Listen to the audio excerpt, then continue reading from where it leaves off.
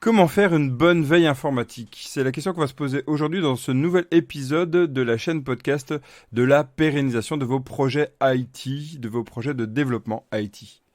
Bonjour, je suis Evan Boissonneau, Evan le concrétiseur, et je vous accompagne dans la pérennisation de vos projets IT. On va parler donc veille informatique. Il ne suffit pas de se tenir au courant des dernières nouveautés de la découverte d'articles de code, c'est tout d'abord et avant tout une culture de la veille informatique que votre équipe, votre entreprise va devoir acquérir. Pourquoi avant tout faire de la veille informatique? Un rythme effréné des sorties de versions, ça c'est clair, il y en a de plus en plus, c'est une vitesse impressionnante des nouvelles versions de logiciels, des nouveaux frameworks, des nouvelles API. À la fin on se dit mais comment on peut suivre tout ça tellement qu'il y en a, et bon, on se dit que ça sert plus à rien de faire de la veille. Et moi, je dirais en fait, non, c'est tout l'inverse. Bon, avant ça, rappelons-nous quand même un exemple. Angular, au début, c'était une version tous les 2-3 ans. Après, c'est passé une version de tous les ans. Et maintenant, c'est 2 fois par an qu'ils annoncent une version assez importante. Donc, on voit que ça accélère de plus en plus. Et vous pouvez regarder sur quasiment tous, il y a une accélération de tous les logiciels, toutes les API, il en sort de partout. Ça devient très difficile à suivre. Et je dirais, bah, d'ailleurs, c'est ça qui va nous donner comme argument, premier argument, de faire de la veille informatique, c'est de ne pas se laisser dépasser. Il devient donc important de ne pas se laisser dépasser par les mises à jour fréquentes. Et donc, du coup, essayer au moins de suivre, même quand on ne peut pas mettre à jour notre application, même quand on ne peut pas être sur le dernier framework à la mode, eh bien, c'est un bon moyen de savoir ce qui se passe et de pouvoir réagir par la suite. Bon, c'est sûr, il va pas falloir passer notre temps à tout suivre. Et là, une règle d'or à connaître, c'est l'exhaustivité qui est impossible dans la veille informatique, mais c'est surtout se focaliser sur ce qui est important dans notre application, par exemple notre site web, notre projet ou notre entreprise, donc pour la viabilité, la durabilité de nos applications. Et il va être important de mieux choisir pour son projet de développement. Enfin, ça va aider à ça. Parce qu'en fait, regardez, vous êtes en train de choisir, d'hésiter entre Java, entre .NET. Tiens, vous avez choisi .NET. Oui, bon, c'est vrai que j'ai des appétences fortes, une grande passion pour .NET, mais ma foi, on pourrait faire pareil avec Java, avec Kotlin ou Java 8 ou que sais-je. La question, c'est quoi? C'est de se dire, bah tiens, regardons .NET. La future version de .NET, le .NET 5 et pas le .NET Core, hein, 3.1 ou .x, .NET 5 qui va sortir fin d'année ou début d'année prochaine, va en fait accroître drastiquement les performances. Sans veille, comment nous aurions pu le savoir? Bah tiens, à travers ce podcast, comment vous auriez pu le savoir sans ce podcast? Eh bien, c'est clair et net qu'on va peut-être louper des informations. On ne peut pas tout savoir, mais on va essayer de se poser des questions. Et si en fait on a déjà mis en place une veille assez pertinente, eh bien on a plus de chances de focaliser et donc de sélectionner cette information. Ça ne veut pas dire obligatoirement qu'on va switcher vers le .NET 5 puisque ça sera le .NET 5.0 et moi je déconseille de passer sur 5.0 direct, mais plutôt attendre la 5.1, donc en LTS. Mais bon, j'en connais tellement qui font cette hype, on en reparlera à travers d'autres articles et d'autres épisodes. Oui, parce qu'en fait, cet épisode, comme chaque épisode de ce podcast, est complété par un article sur le blog evanboissonneau.fr. Mais au moins, ça permet de mieux choisir, si on en revient à la version du framework. Ça permet de mieux choisir, de préparer, voire d'anticiper une future migration de notre projet.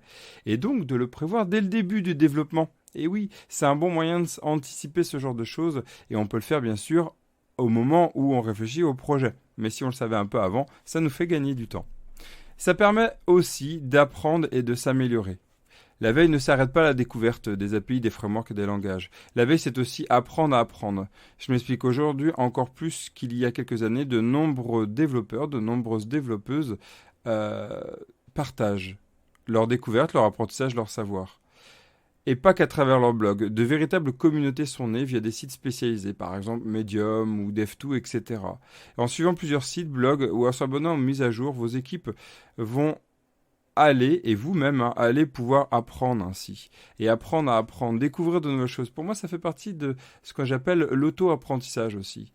On va découvrir des astuces de code que vous n'aurez sans doute pas eu le temps de découvrir autrement. Un nouvel outil, un nouvel framework, peut-être vu sous un autre angle aussi. Ça, c'est intéressant.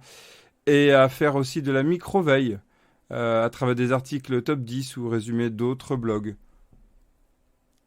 Et puis, pourquoi pas aller jusqu'à transmettre à son tour. Pourquoi vous arrêter en si bon chemin? Après avoir consommé, vous pourrez aussi décider d'alimenter la veille des autres développeurs et développeuses en écrivant vous aussi des articles sur ce que vous avez découvert, sur ce que vous savez. Cela a un double mérite, ancrer un savoir, une connaissance et se faire connaître et donc développer son image. Puis, maintenant, puisque nous avons découvert l'importance de la veille, comment mettre en place une bonne stratégie de veille informatique dans votre équipe, dans votre entreprise? Il faut d'abord utiliser le bon outil. Au vu de tous les articles qui sortent tous les jours, et même si on se focalise sur quelques sites, on peut vite se sentir submergé à aller vérifier chaque jour ce qui est sorti, ce qui est une nouveauté. Choisir son outil, ses outils, est la première étape d'une bonne stratégie de veille informatique. Vous avez plusieurs choix, qui se complètent d'ailleurs, hein. C'est pas antinomique l'un par rapport à l'autre. C'est parce que j'ai choisi Google Actualité que je peux pas suivre sur DevToo.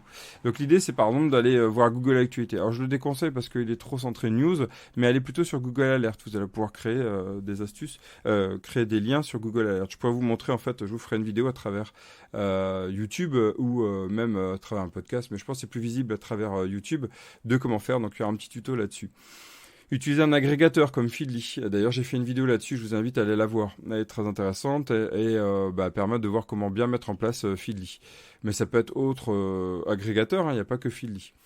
Suivre DevToo, donc depuis sa page d'accueil, se concentrer exactement pareil, hein, dans le même principe, sur Medium, avec sa page d'accueil exactement, qui d'ailleurs nous amène les nouveautés, sur s'ils essayent avec un algo de nous proposer des choses autour de ce qu'on a déjà regardé ou liké, donc c'est intéressant. Et même, moi j'aime bien faire, c'est des hashtags via Twitter, en fait mon Twitter me sert aussi de veille, donc c'est pour ça que je regarde 10 minutes, hein, même pas 5-10 minutes je pense, grand maximum, Twitter tous les jours. Et je trouve ça super intéressant parce que j'ai découvert plein de choses grâce à ça autour des langages et frameworks que j'aime. Pour Feedly d'ailleurs, oui, donc je vous mettrai un lien vous irez voir l'article. Il y a le lien, il y a même la vidéo que j'aurais postée directement dessus. Alors bien sûr, ne sélectionnez pas tout, ne prenez pas tout. Je rappelle la grande règle en veille informatique, on ne peut pas tout voir, l'exhaustivité n'existe pas. L'idée c'est de pouvoir suivre sa veille régulièrement. Donc attention de ne pas trop en ajouter. Cherchez tout ce qui est pertinent pour vous.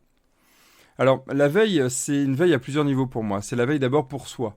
Pour moi, un développeur, comme n'importe quel métier d'ailleurs, hein, une développeuse, va chercher à s'auto-former, s'améliorer s'il apprécie son métier ou en tout cas s'il veut devenir meilleur. Ça ne veut pas dire qu'il faut obligatoirement, mais je considère que ça peut être sans obligation d'être passionné, hein. Ça fait partie pour moi des objectifs d'un métier, c'est de devenir, d'aller vers l'expertise de son métier. Et donc du coup, c'est d'abord pour soi. Puis après, on va aussi aller vers l'équipe, c'est-à-dire que on va chercher à partager ce qu'on a vu, appris, fait. Et ça peut être aussi d'ailleurs à travers le projet. Par moment, on a fait des choses que d'autres collègues n'ont pas vues, n'ont pas détectées et n'étaient pas au courant. Je prends un exemple sur le dernier projet que je suis dessus. Là, je suis sur le projet qui s'appelle La Diagonale du Poup. C'est un projet de jeu vidéo pour apprendre à coder. Eh bien, à un moment donné, un développeur a utilisé ça s'appelle le Texture Progress. Eh bien, j'étais même pas au courant. Je dis, écoute, ce qui est bien, c'est que cette veille, il faut qu'on la mette en place aussi à travers nos points régulier, que tu puisses m'en parler, comme moi je puisse te présenter. Je ne vais pas reprocher, je lui dis au contraire, tant mieux, vas-y, parle-moi-en. Ça fait partie de la veille pour moi. Et enfin, il y a une veille que j'appelle pour l'entreprise. C'est une vraie culture de la veille. Et là, c'est beaucoup plus difficile. L'idée, c'est qu'il y ait un suivi régulier, un partage inter-équipe et inter-entreprise. Je ferai d'autres articles et d'autres épisodes à ce sujet, comment bien mettre ça en place dans l'entreprise. C'est assez efficace, non, très efficace. Et par contre, ça demande une rigueur et plein d'étapes en fait précises pour y arriver. Et ça commence par soi en fait, mais aussi par la culture de l'entreprise, puisqu'en fait, il faut trouver son rythme. C'est essentiel et surtout s'y tenir. Comme ça va devenir une habitude. Par exemple, j'ai par habitude de regarder mon Feedly une fois par jour, tous les matins. Je m'autorise 20 minutes maximum de lecture et découverte des nouveautés. Alors, quand je suis en rush, c'est 10 minutes, mais je regarde obligatoirement mon Feedly. C'est un peu comme pour moi la méditation. Nous avons donc ici deux clés d'une bonne veille pour un bon projet pérenne et donc une équipe pérenne et donc une forte cohésion aussi, hein. C'est la régularité et définir un temps fixe à ne pas dépasser. Ça, c'est la loi de Parkinson, hein, dans la gestion du temps. Et enfin, on va se laisser du temps pour tester, essayer. Et c'est le point où, pour moi, où la plupart du temps, le bas blesse. En fait, c'est quoi? C'est qu'on se laisse jamais du temps pour tester. On dit, ah ouais, tiens, c'est sympa, tiens, je le mets en raccourci et c'est bon. Et puis, une demi-heure plus tard, une journée plus tard, 6 mois plus tard, c'est toujours pas testé et d'autres choses sont arrivées. Non, il faut se laisser du temps. une fois par semaine, une fois par mois. À vous de trouver le rythme, mais c'est ce qui est le plus important, surtout en entreprise. Il est nécessaire de se donner ce temps-là. Une demi-heure, 1 heure par semaine. Essayez. C'est pas grand-chose sur un projet, c'est pas grand-chose sur une entreprise, pour une entreprise, je vous assure. C'est tellement capitalisable. Et enfin, cherchez à archiver, suivre et documenter. Centraliser, archiver les recherches, les essais. Ça, c'est hyper important. Utilisez Git pour ça. Mettez en place donc un repository spécial où vous allez archiver tout ce que vous allez faire. Vous utilisez tous les principes de Git pour ça, à savoir déjà les commits, bien sûr, les branches de test centralisées. Choisissez un système de tronc unique, comme ça en fait vous avez le tronc complet qui s'appelle veille, et après tout va s'alimenter à travers cette veille. Et complétez ça à travers un wiki ou un blog ou un moteur open source de type Dev2 par exemple. Ils l'ont mis en open source il y a pas longtemps, ça c'est super cool. Donc du coup l'idée c'est d'aller documenter ce qui a été découvert. Donc en gros c'est faire de la doc de doc, et c'est amener aussi la culture propre à l'entreprise, à l'équipe où vous êtes, et ça c'est super intéressant. Et vous pourrez même compléter ces articles de blog ou ces articles wiki à travers des vidéos. Vous filmez, mais c'est très rapide à faire, hein. Je vous parle pas de faire de la pédagogie et de l'ingénierie de pédagogie ou faire du youtubeuse superstar. Non, non, non. Là, l'idée ici, c'est quoi? C'est d'aller chercher vraiment explication claire, crue. Bah, tu vois, je fais ça. Puis j'ai fait ça. Ah oui, j'ai testé ça. Tiens, c'est pertinent là, etc. Cherchez vraiment à expliquer pourquoi je l'ai fait et en retirer la quintessence de ce que vous avez testé. Ça va durer 5 minutes, hein, 5-10 minutes maximum. Faut pas que ce soit long, faut que ce soit regardable, et comme ça, vous créez une culture interne de l'entreprise. Je reparlerai ça aussi. Ça fait partie, pour moi, des grandes clés de la réussite aussi de ces projets pérennes et donc des entreprises pérennes. J'en reparlerai aussi.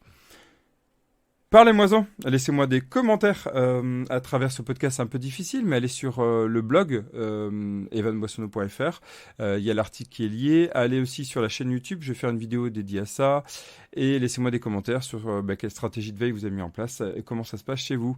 Au plaisir de vous partager de nouvelles astuces, d'échanger sur la pérennisation de vos projets IT. Ciao.